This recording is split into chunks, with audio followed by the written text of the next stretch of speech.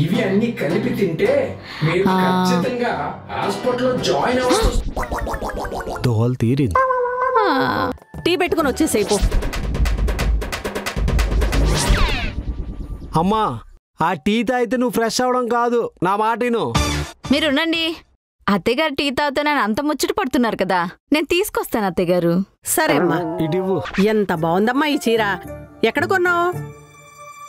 అది మీ అబ్బాయి మా పెళ్లి రోజుకి గిఫ్ట్గా ఇచ్చాడండి. అవునా? ఎంతమ్మా ఇది? ఎంత? 10,000 అంతే. అంతేనా? ఎక్కడో కనుకోమ్మా, తీసుకుందాం. ఎక్కడో ఎందుకు అత్తయ్య, ఇదే తీసుకోండి. ఆ 10,000 నాకు ఇచ్చేయండి. నిన్న మనం చెప్పుకున్నాం మిగిలిపోయిన వాటితో కూడా మన ఆరోగ్యం ఎలా కాపాడుకోవాలో. ఎందుకంటే దేనిని కూడా వృధా చేయకూడదు. మరి దానికి కావలసినవి ముందు రోజు మిగిలిపోయిన అన్నం, ఫ్రిడ్జ్ లో 2 రోజుల ముందు మిగిలిపోయిన కర్రీ, ఏదైనా పర్వాలేదు, మెంతులు, ఇవి అన్ని కలిపి తింటే మీరు ఖచ్చితంగా హాస్పిటల్లో జాయిన్ అవ్వాలి. దోల్ తీరింది.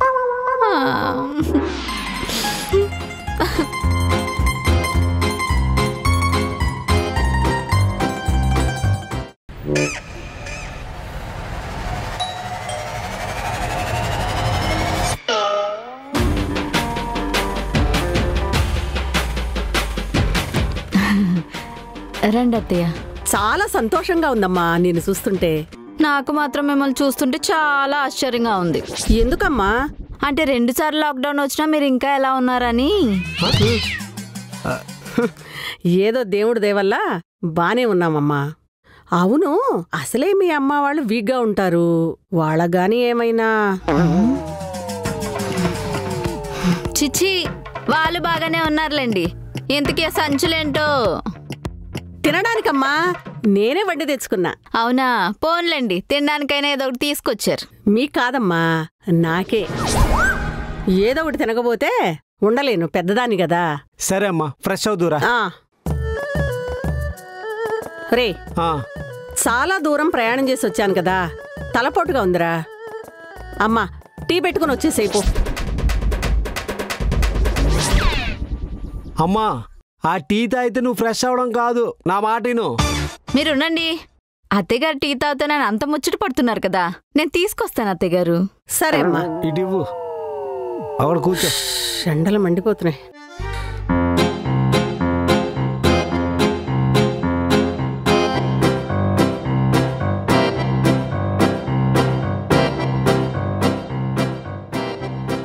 ఇంకొకసారి నన్ను టీ అడుగుతాడా? తీసుకోండి అత్తయ్య. వద్దులేమ్మా, ఇప్పుడు ఈ టీ తాగితే భోజనం చేయలేనేమో. వెళ్ళి ఫ్రెష్ అయ్యి వస్తా. టీ మటుకు వేస్ట్ చేయకమ్మా, నువ్వు తాగేసి.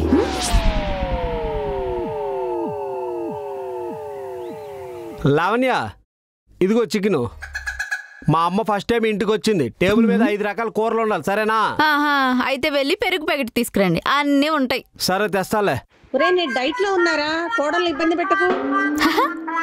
విన్నారుగా, వెళ్ళి మీ పని మీరు చూసుకోండి, నా పని నేను చేసుకుంటాను. సర్లే. ఈరోజు ఇవిడు ముందు చికెన్ ఒక పట్టు పట్టాల్సిందే.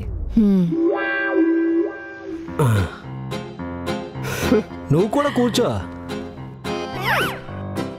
ఏంటమ్మా ఇన్ని రకాలు వండినట్టున్నావు? అన్నీ మీకోసమే వండాను అత్తయ్య గారు.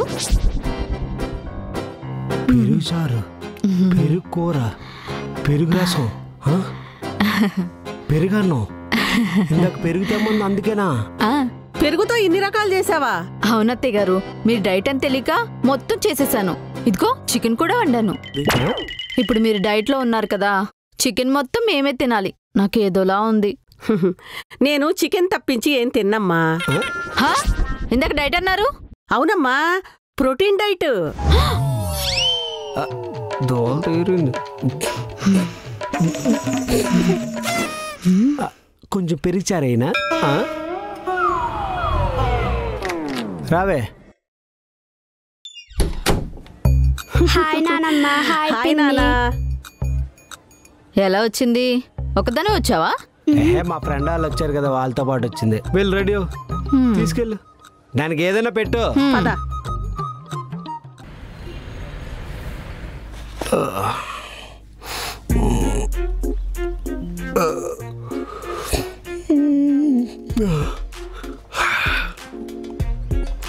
దాన్నో విన్నాలో ఏంటో, అయినా పొద్దున్న దీని నోట్లో నోరుపెట్టడం ఎందుకు? ఏం చేస్తుందో చూద్దాం.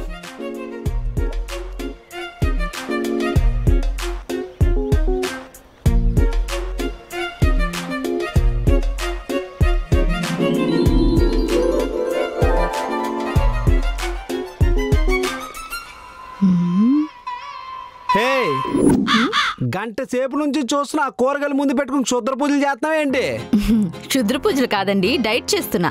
అవి ముందు పెట్టుకొని చూస్తుంటే డైట్ అనరు, ఎక్కడ దొబ్బేసావు అనుకుంటారు. అయినా డైట్ అంటే కోసుకొని తినాలా, ఇలా ముందు పెట్టుకుంటే నాకు ఆఫీస్ టైం అయిపోద్ది. అసలు డైట్ అంటే ఏంటి? జంక్ ఫుడ్ తినడం మానేయడం కాదు, మనకిష్టమైన ఫుడ్ మన ముందున్నా తినకుండా ఉండటం. ఎన్నాళ్ళు నాకు డౌట్ ఉండేది, ఇప్పుడు కన్ఫర్మ్ అయిపోయింది. ఏంటి, నా తెలివి చూసా? కాదు, నీ పిచ్చి చూసి. ఇలాగే చేసావనుకో నాకు నెక్స్ట్ బర్త్డే ఉండదు చెప్తున్నా. పోన్లేండి, నెక్స్ట్ బర్త్డే కేక్ ఖర్చు కూడా మిగిలిపోద్ది. అది కాదే, పేక్ కోసుకొని చచ్చిపోతాను అంటున్నావు. ఆ గోరీలో 4 మంత్రాలు వచ్చినా బాగుంది, శ్మశానంలో ప్రశాంతంగా బతికేవాడిని.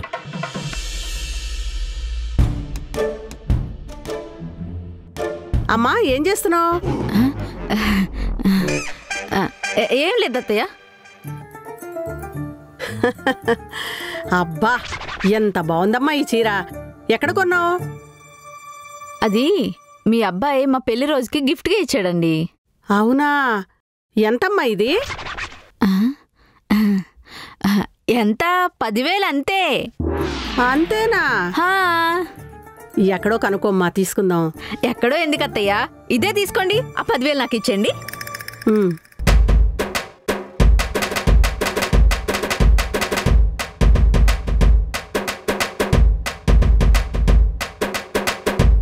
నేను కూడా ఇలాంటిదే కొన్నాం అనుకున్నానమ్మా. ఎంత? 5,000 అంతే. అంతేనా? మెళ్ళో ఆ చైన్ ఎంతమ్మా?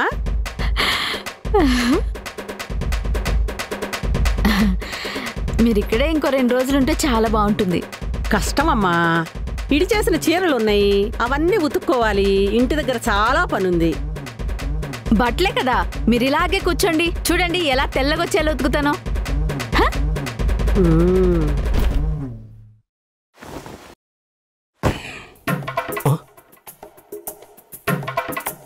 ఇదేంటి 6 రోజులకి వాషింగ్ మిషన్ వేసింది, ఏదో తేడా కొడుతుంది. ఇదేంటి 3 వారాలకు ఒకసారి ఉతికేదానివి కదా, నీళ్ళు వేస్ట్, సర్ప వేస్ట్, బట్టలు కూడా పాడైపోతాయి అనేదానివి కదా, ఇప్పుడేట కొత్తగా? మీ నోరు మూసుకుని మీ పని మీరు చూసుకోండి. అన్నీ కావాలి. ఇదేదో చెత్త పని చేస్తుంది, అర్జెంటుగా అదేదో కనిపెట్టాలి, లేదంటే నాకే డ్యామేజ్ అవుద్ది. అత్తయ్య గారు, మీరు వెళ్ళిపోతుంటే నాకు చాలా బాధగా ఉంది. అబ్బో, అత్తయ్య గారు, మీరు ఇలా సంవత్సరానికి ఒకసారి కాదు, రోజుకి ఒకసారైనా మా ఇంటికి రావాలి. అప్పుడు పంపించడం దేనికి, ఎక్కడే ఉంచి సరిపోద్ది. వాడు అలాగే అంటాడమ్మా, నేను వస్తాను కదా. రే, అన్ని వస్తువులు పట్టుకున్నావా? అవునే అమ్మా, వచ్చినప్పుడు ఖాళీ సంచులతో వచ్చావు, ఇప్పుడేంటి ఎంత లగేజు? ఏదో పెంట చేసేలా ఉన్నాడు. అవన్నీ మీకెందుకు, మీ పని మీరు చూసుకోండి. ఓవర్ చేస్తుందంటే వెళ్ళొస్తా అమ్మా, పదరా.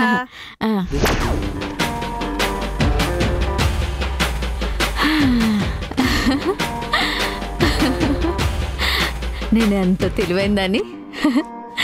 2,000 రూపాయలు చీర 10,000కి అమ్మాను.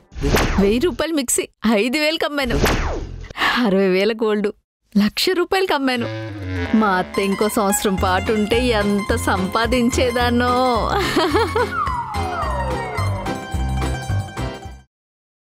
ఏయ్, కొంచెం మంచినీళ్ళు తీసుకురావే, బాగా ఎండలో ఉన్నాయి.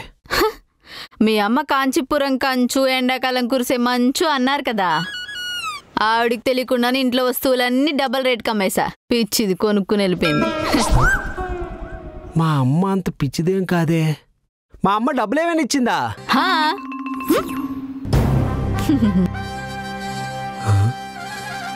సర్లే, ఈ డబ్బులుని మొన్న శాలరీ బోనస్ డబ్బులు ఇచ్చాను కదా, మొత్తం తీసుకురా, పని ఉంది. ఏంటి శాలరీ బోనసా? నాకెప్పుడు ఇచ్చారు? ఏయ్, మొన్న నువ్వు పడుకున్నావని మా అమ్మకి ఇచ్చి నీకు ఇమ్మని చెప్పాను కదే, ఆ డబ్బులే. అమ్మా, లావని పడుకుంది, డబ్బులు దానికి ఇచ్చి నేను బయటికి వెళ్ళి వస్తా. అలాగే. అంటే మన డబ్బులు మనకే ఇచ్చి ఇంట్లో వస్తువులన్నీ కొట్టుకెళ్ళిపోయిందా? నేను ముందే చెప్పా కదా మా అమ్మ కంచని. ఇదిగో ఆ లోపల చూడు, అది మా అమ్మ కన్నా ఇంకా పెద్ద కంచు. జర జాగ్రత్త. అది చూద్దాం, చెప్తా దీని సంగతి. ఇంట్లోకి వచ్చిన వాళ్ళందరూ నాకే షాక్లు ఇస్తున్నారు. దీని వెనక ఎవరో ఉన్నారనిపిస్తుంది. ఎవరున్నారబ్బా?